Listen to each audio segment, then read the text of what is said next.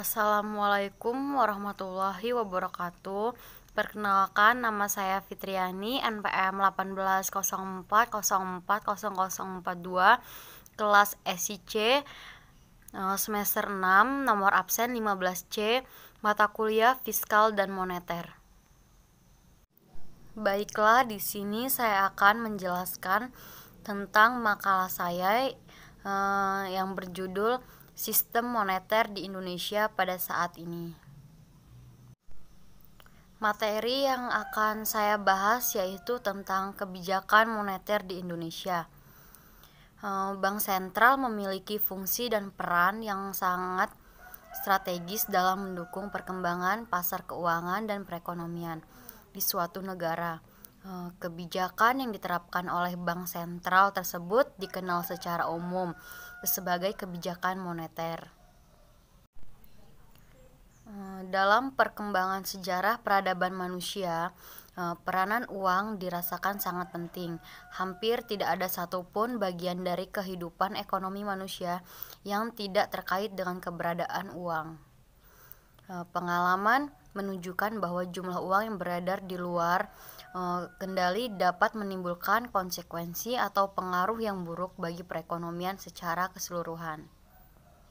Konsekuensi atau pengaruh buruk dari kurang terkendalinya perkembangan jumlah uang yang beredar tersebut antara lain dapat dilihat pada kurang terkendalinya perkembangan variabel ekonomi utama, yaitu tingkat produksi, output, dan harga.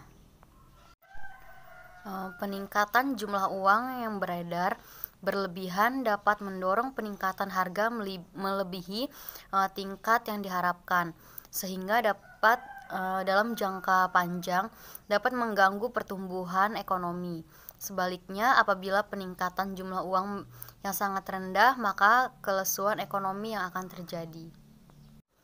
Kondisi tersebut antara lain melatar belakangi upaya-upaya yang dilakukan oleh pemerintah atau otoritas moneter suatu negara dalam mengendalikan jumlah uang beredar dalam perekonomian. Kegiatan pengendalian jumlah uang yang beredar tersebut lazimnya dengan kebijakan moneter yang ada pada dasarnya merupakan salah satu bagian integral dari kebijakan ekonomi makro yang ditempuh oleh otoritas moneter. Kebijakan moneter merupakan kebijakan otoritas moneter atau bank sentral dalam bentuk pengendalian besaran moneter untuk mencapai perkembangan kegiatan perekonomian yang diinginkan. Dalam praktek perkembangan kegiatan perekonomian yang diinginkan tersebut adalah stabilitas ekonomi makro yang antara lain dicerminkan oleh stabilitas harga, rendahnya laju inflasi, membaiknya perkembangan output real, pertumbuhan ekonomi, serta cukup luasnya lapangan atau kesempatan kerja yang tersedia. Kebijakan moneter yang disebutkan di atas merupakan bagian integral dari kebijakan ekonomi makro yang pada umumnya dilakukan dengan pertimbangan siklus kegiatan ekonomi, sifat perekonomian suatu negara yang tertutup atau terbuka, serta faktor-faktor fundamental ekonomi lainnya. Dalam pelaksanaannya, strategi kebijakan moneter dilakukan berbeda-beda dari suatu negara dengan negara lain yang sesuai dengan tujuan yang diinginkan dicapai dan mekanisme transmisi yang diyakini berlaku pada perekonomian yang bersangkutan. Berdasarkan strategi dan transmisi yang dipilih, maka dirumuskan kerangka operasional kebijakan moneter.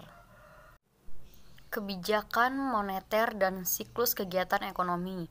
Perkembangan ekonomi suatu negara tentu mengalami pasang surut, yaitu siklus yang pada periode tertentu perekonomian tumbuh pesat dan pada periode lain tumbuh melambat. Untuk mengelola dan mempengaruhi perkembangan perekonomian agar dapat berlangsung dengan baik dan stabil, pemerintah atau otoritas moneter biasanya melakukan langkah-langkah yang dikenal dengan kebijakan ekonomi makro. Inti dari kebijakan tersebut pada dasarnya adalah pengelolaan sisi permintaan dan sisi penawaran suatu perekonomian agar mengarah pada kondisi keseimbangan dengan tingkat pertumbuhan ekonomi yang berkesinambungan. Inti dari kebijakan tersebut pada dasarnya adalah pengelolaan sisi permintaan dan sisi penawaran suatu perekonomian agar mengarah pada kondisi keseimbangan dengan tingkat pertumbuhan ekonomi yang berkesinambungan. Umumnya kalangan praktisi maupun akademisi meyakini bahwa dalam jangka pendek kebijakan moneter ekspansif dapat mendorong kegiatan ekonomi yang sedang mengalami resesi yang berkepanjangan. Sebaliknya, kebijakan moneter kontraktif dapat memperlambat laju inflasi yang umumnya terjadi pada saat kegiatan perekonomian yang sedang mengalami boom. Dalam perkembangannya, perbedaan pandangan tersebut melandasi perbedaan penentuan respons kebijakan moneter yang dilakukan oleh bank sentral dalam beberapa tahun terakhir ini.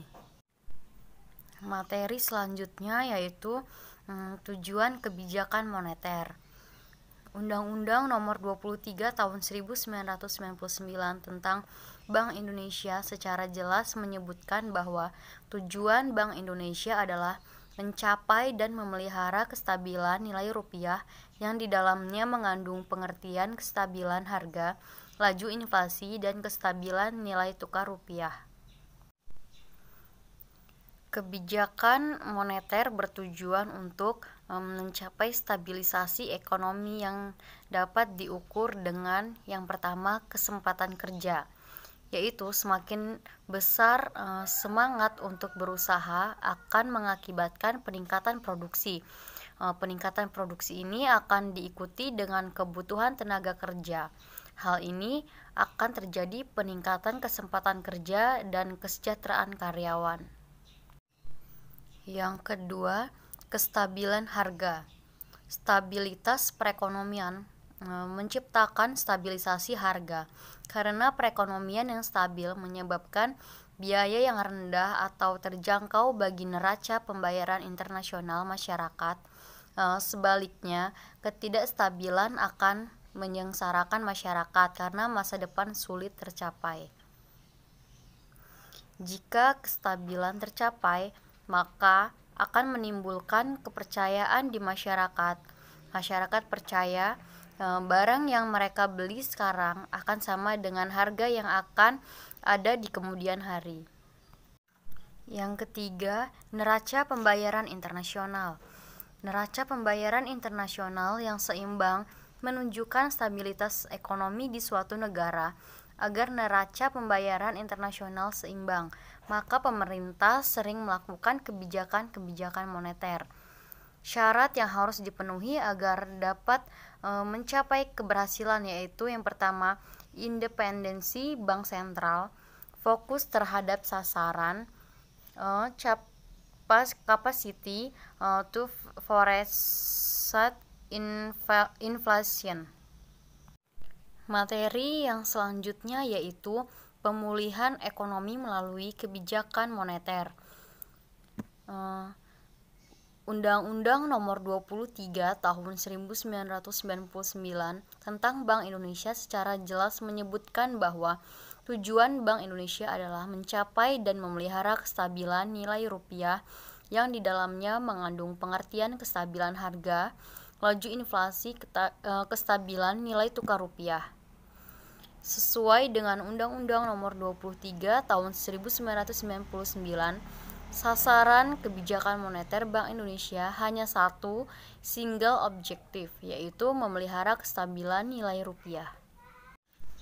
Hal ini berbeda dengan Undang-Undang tentang Bank Sentral yang lama, yaitu Undang-Undang Nomor 13 Tahun 1968, yang menuntut Bank Indonesia untuk memenuhi beberapa sasaran sekaligus multiple object, yaitu mendorong kegiatan ekonomi, memperluas kesempatan kerja, dan memelihara kestabilan nilai rupiah yang pencapaiannya dapat saling bertolak belakang.